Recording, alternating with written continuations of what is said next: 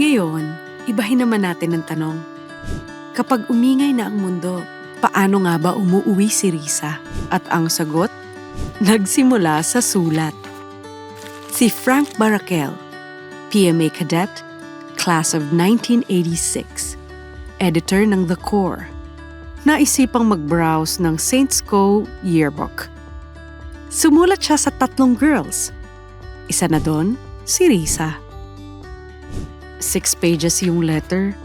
May humor, may reflections. At si Risa, na-impress. Tapos, nawala muna yung sulat. Pero nang mabasa niya ulit ang sulat, well, nag-reply na rin siya. Yung dating sulat lang, naging bisita na sa Maynila o sa Baguio. February 1986, EDSA. Nandun si Frank at si Risa, magkasama sa crowd. Kahit pa hindi sila official, may mga kwento talaga na okay lang kahit walang label. 1986 din, pumahayag si Risa na sumama sa Grad Hop, ang tradition ng PMA, kung saan pwede kang magsama ng drag o ng date. Doon naisip nila, sige, subukan natin. We have shared enough common ground in our values. Kahit nag-cool off sila 3 times, nagkabalikan sila.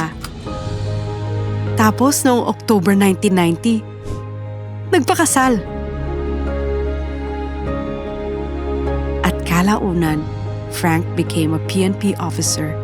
Umabot sa rank na Lieutenant Colonel.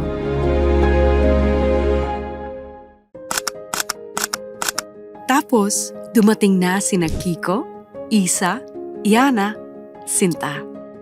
Kaya yung boses ni Risa hindi na lang pang-movement o pang-meeting. Pang-ma, araw-araw na. May boses na siyang panglambing, pang-sermon, at syempre pang-lalabay. Sinikap niyang balansehin ang trabaho at pagiging mama at asawa.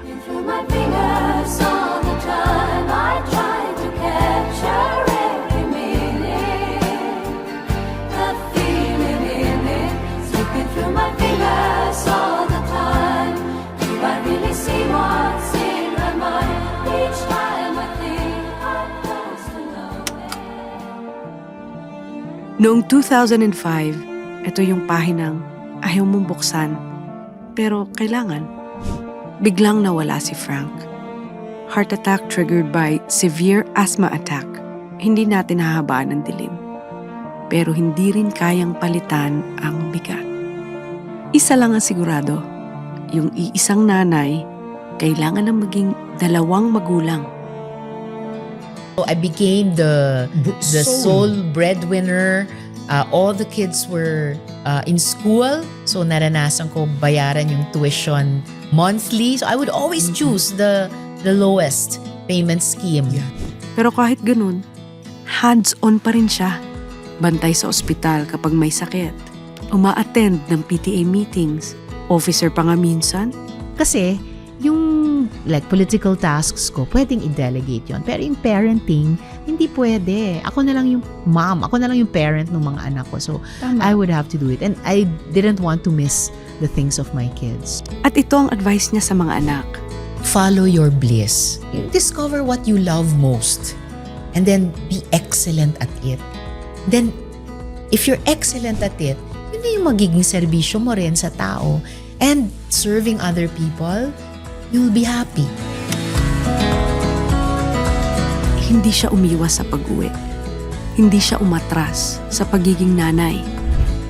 Hindi siya tumigil sa pagmamahal. Risa, ang ganda ng pagmamahal mo.